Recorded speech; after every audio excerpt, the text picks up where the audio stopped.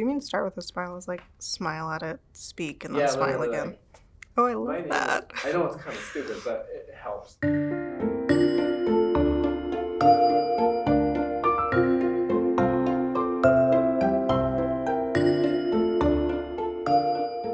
English was very much that. It's always been my passion. I always know I'm going to be doing something influenced by language. Spanish was more, I studied Spanish in high school. I got to CLA. I needed the requirement. I tested into Spanish 1003. I was like, why don't I just continue with this?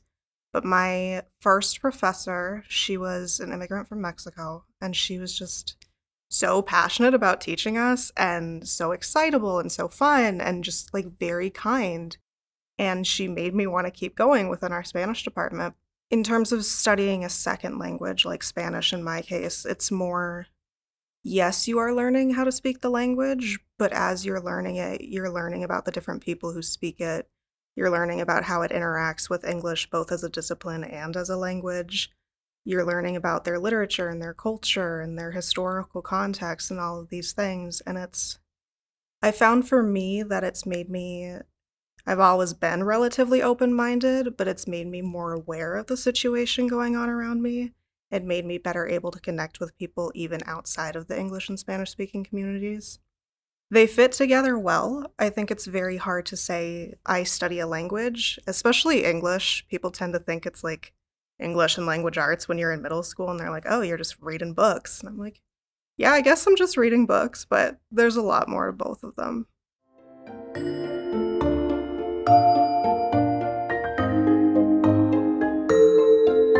I am a first generation college student. My dad got an associate's degree at a school in Colorado, but that's pretty much the extent in my direct family that anyone ever went to, higher education. And I think it's been difficult in the sense that I can't necessarily ask my family members for advice because they don't know, they haven't been in this space. What's lucky about CLA and about the university in general is that there's a lot of first generation students. There's a lot of people who maybe don't quite know what's going on as they're coming in, like I did. So I've been able to connect with them, and we support each other in that way. And you're never really alone in CLA. There's too many people for you to really be alone. So whatever happens, you can build a support network, and that's been like very, very important to me as a first gen student, is having a group of people who I can come to and get advice from and kind of lean on because it's so new to me and to my family members.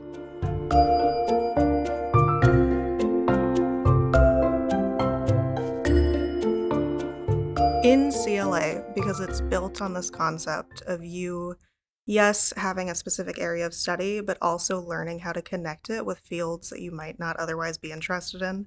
So for example, I study English and I have to take math and science courses. I have to learn to bridge the two. And that allows you, even if you feel like your major is trapping you in one specific career or one specific interest, CLA is giving you the skills to step outside of that later. This semester, I'm actually taking a class focused on literacy, especially in the Twin Cities, but in the United States as a whole, where we're going out and working with the community and actually engaging with them and seeing the impact instead of just sitting in a classroom. And CLA has a lot of experiences like that, where you're not only learning how to connect your experiences to other fields, but also how to connect them to the real world and the people who are living in it.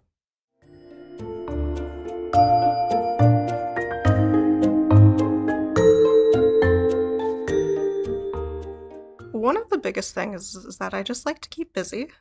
I did not come into college with the intention of having 1,000 different experiences, but I did know that I wanted to try different things.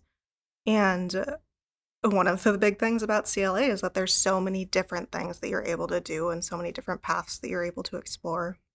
And something I talk to my own first year students a lot about is the idea that, like, yes, you can have the traditional path, you can get that internship that's perfect with your major, and then you can get the job after, but you're gaining professional development no matter what you do.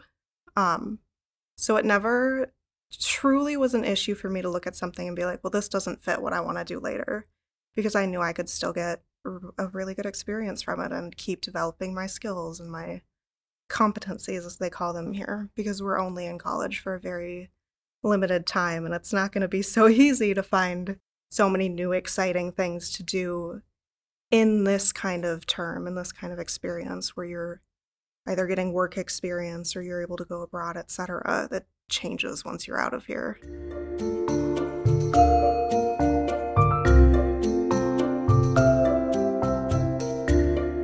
The whole organization's purpose is to help 8th graders and some 9th graders, we work with one high school, build digital stories. It's their capstone, so to speak, to graduate from their grades. And we come into their classrooms and the thing we really like to build on is that the students we're working with already have the knowledge. They don't need like our expertise as older students. What we're doing is giving them the tools to be able to put those stories out into the world. And the thing that's unique about Minnesota Youth Story Squad is that we're working exclusively with urban youth. The internship is a course, so to speak, and we meet every week and we talk about social justice praxis and the ways like redlining have affected the students that we're going in to see every week. And then we go in and we actually engage with them and see what matters to them and how we can help them tell the world what they think needs to change. They're working on utopia projects in their actual classroom right now where they build their ideal like city, but also their ideal school specifically.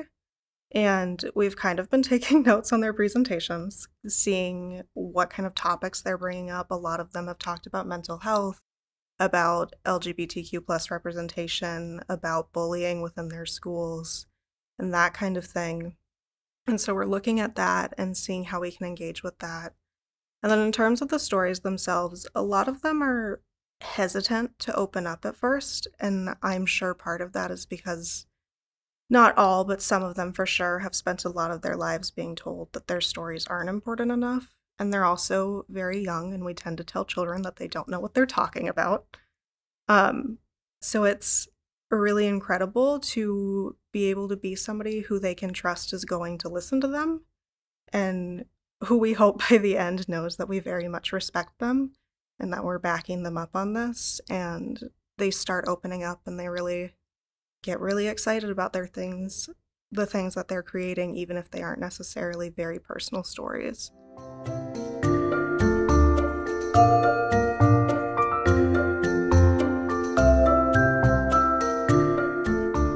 That's a good question. Thinking about graduation is always going to be difficult.